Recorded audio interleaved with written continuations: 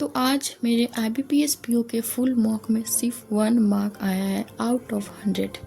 Radhe Radhe friends, welcome back to another study vlog. तो आज मैं पढ़ने बैठी थी सुबह के 9 बजे एंड अभी ना मैं 2-3 दिनों से सुबह में नहीं उठ पा रही हूँ। लाइक पहले मैं 4 बजे उठकर पढ़ती थी, 4 साढ़े 4 तक, बट अभी ना मुझे रात में नींद ही नहीं आ रही है एंड इस वजह से सुबह भी नहीं उठ पा रही हूँ। एंड आजकल मैं अपना टू डू लिस्ट भी नहीं बना रही हूँ। लाइक किसी दिन ही बनाती हूँ, किसी दिन नहीं बनाती, रैंडम ही पढ़ाई कर रही हूँ। पता नहीं क्या हो गया है, बट अब जो भी ठीक होगा IBPS PO के एग्ज़ाम के बाद ही ठीक होगा। तो यहाँ पे सबसे पहले मैंने स्टार्ट करा था एडिटोरियल का क्लास करना। तो एडिटोरियल में हमेशा की तरह मैं वो कैप नोट डाउन करती हूँ एंड उसके बाद फिर मैं जो भी मैम करवाती हैं RC वो मैं RC करती हूँ। तो आजकल मैम जो 2 RC करवा रही है एंड आजकल मैं दोनों RC नहीं देख रही, सिर्फ एक ही RC ले रही हूँ। पता नहीं क्या हो रहा है मेरे साथ। तो एडिटोरियल का क्लास ख़त्म करने के बाद मैंने स्मार्ट किया पे एक लाइव मॉक था IBPS PO का, तो वो दिया था जिसमें मेरे मार्क्स बने थे 48.5 एंड ये रहा मेरा सेक्शनल वाइज। तो रीजनिंग में था मेरा 29 अटेम्प्ट करा था, 6 गलत हो गया था। कॉन्ट्स में किया था 19, उसमें भी 1 गलत हो गया था एंड रीजनिंग में 15 करा था जिसमें 5 गलत हो गया था। तो ओवरऑल यही है मेरा अटेम्प्ट, मतलब जो भी है। तो इतना ही मार्क्स बना एंड उसके बाद फिर और हाँ, अगर आपने ये मॉक दिया होगा तो अपना भी स्कोर बताना मेरे साथ कितना आया।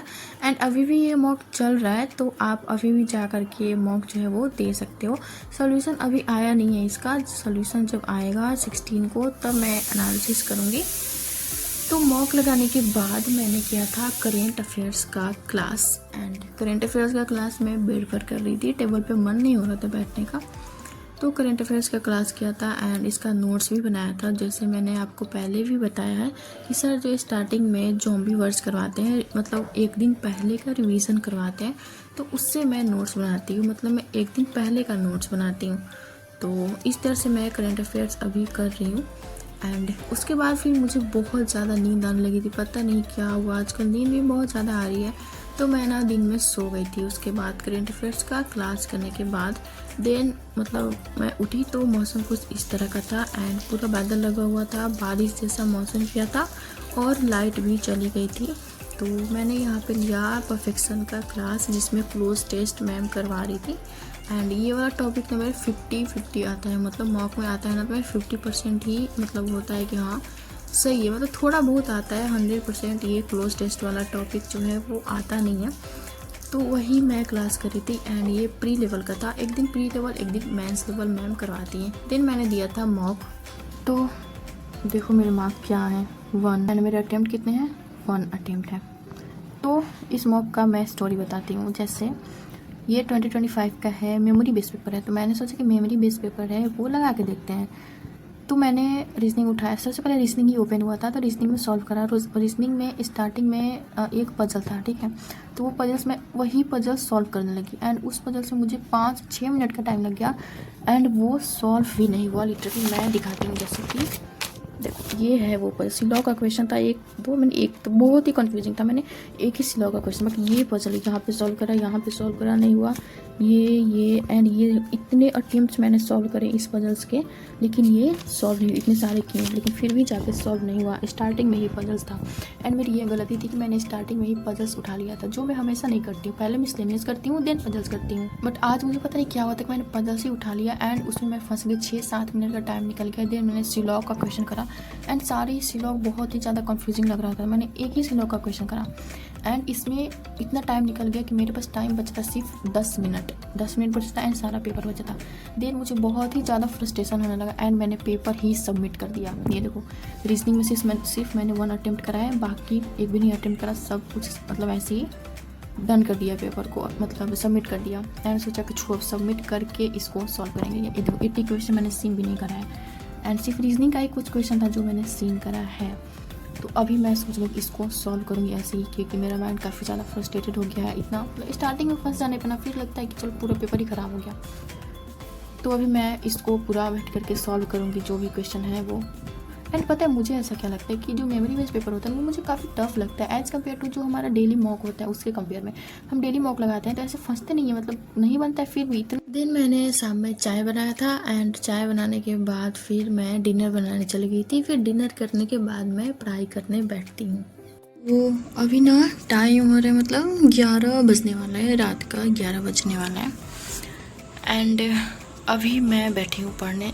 आज का थोड़ा टाइम मिस हो गया, सारा सब कुछ थोड़ा उतना हुआ नहीं अच्छे से। तो अभी मैं बैठी हूँ पढ़ने रात में एंड अभी मैं करूँगी जो भी मैंने मॉक जो था ना वो सबमिट कर दिया था बीच में से ही, उसी को मैं पूरा एनालिसिस करूँगी एंड उसके जो भी क्वेश्चन हैं वो मैं अभी सॉल्व करूँगी। क्वांट्स एंड रीजनिंग इंग्लिश जो भी है वो सारा मैं क्वेश्चन सॉल्व करूँगी। एंड मैंने सोचा है कि आज रात में, क्योंकि मुझे आजकल रात में नींद आ नहीं रही है एंड दिन में बहुत ही ज़्यादा नींद आ रहा है, पता नहीं क्यों ऐसे हो रहा है। तो मैंने सोचा कि कौशिक सर ने यूट्यूब पे एक क्वांट्स का एक्सपेक्टेड पेपर कराया है, तो मैं सोच रही कि वो भी कर लेती हूँ। 1.5 घंटे के आसपास का वो लेक्चर है, तो देखती हूँ कि वो कर लेती हैं। एंड उसके बाद फिर मैं कल करूँगी डीआई का भी एक्सपेक्टेड डीआई जो है वो सर ने कराया है, कौशिक सर ने ही कराया है। तो मैं सोच रही हूँ कि वो भी कर लूँ, क्योंकि इस टाइम में मतलब मुझे ऐसा लग रहा है कि कर लेते हैं जो भी क्वेश्चन प्रैक्टिस, क्योंकि उतना तो मेरा अच्छा है नहीं प्रिपरेशन। मॉक में भी 35-40 मार्क्स ही आ रहा है, तो सर लोग जो करवा रहे हैं वो मैं कर। तो यहाँ पे मैंने एनालिसिस करना स्टार्ट किया, तो जो क्वेश्चन मुझे आ रहे थे उसको तो बस मैंने सॉल्व करा एंड जो क्वेश्चन मुझे नहीं आ रहे थे उसको मैंने नोट डाउन करा एंड उसको प्रॉपर सॉल्व करा। एंड अभी एग्ज़ाम तक नहीं, ये जो मेरा कॉपी है मॉक एनालिसिस का जिसमें जो क्वेश्चन मुझे नहीं आता वो मैंने नोट डाउन करके रखा है। तो एग्ज़ाम से पहले इसको मैं डेली जो है वो रिवाइज कर लूँगी, ताकि अगर इस टाइप का कोई क्वेश्चन आए तो वो मेरे से ना छूटे। तो इस तरह से मैं ले करके चल रही हूँ। तो अभी होने वाला है 11:30, आप पे टाइम देख सकते हो, अभी 11:30 हो गया, मतलब 11:30। एंड एनालिसिस वाला मैंने कर लिया जो भी करना था मुझे। एंड उसके बाद फिर अभी मैंने ये लेक्चर स्टार्ट किया है एंड ये लेक्चर जो है वो 1.5 आवर का है। फिर मैंने लेक्चर देखना स्टार्ट करा एंड मैं 1.5x पर ही देख रही थी एंड क्वेश्चन सॉल्व कर रही थी खुद से पहले। देन अगर नहीं आ रहा था उसके बाद ही सर का सॉल्यूशन देख रही थी। एंड इसमें कुछ ऐसे क्वेश्चन भी थे जो मुझे बिल्कुल नहीं आ रहा था, कॉन्सेप्ट पता था बट आ नहीं रहा था बनाने, तो उसको मैंने कॉपी में नोट डाउन भी करा था। तो इस तरह से मैंने ये लेक्चर जो है वो देखा।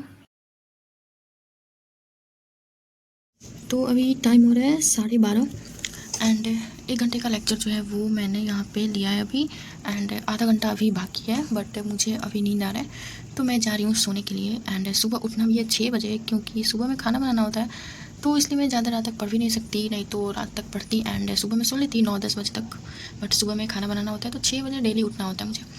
एंड इतना ही मैंने लेक्चर करा एंड आधा घंटा का और बचा है, तो वो मैं कल दिन में कभी भी कर लूँगी। तो आई होप आपको वीडियो अच्छा लगा होगा। तो इतना कुछ आज मैंने पढ़ाई करा जो भी आपने देखा। देन इसके बाद अभी कल कंटिन्यू करेंगे। एंड अभी हमारे पास इतने डेज बचे हैं जिसे हम कैलकुलेट कर सकते हैं गिन करके, मतलब 14 अभी है, मतलब 12 बजे के बाद 14 हो गया। बस अभी कुछ दिन ही बचा है, मैंने नोट डाउन कर लिया है हमारे एग्ज़ाम में। सो या that's it for today's video. And अच्छा लगा होगा तो प्लीज़ वीडियो को लाइक करिएगा, शेयर करिएगा एंड चैनल को सब्सक्राइब करिएगा। तो फिर हम मिलेंगे नेक्स्ट वीडियो में। Thanks for watching.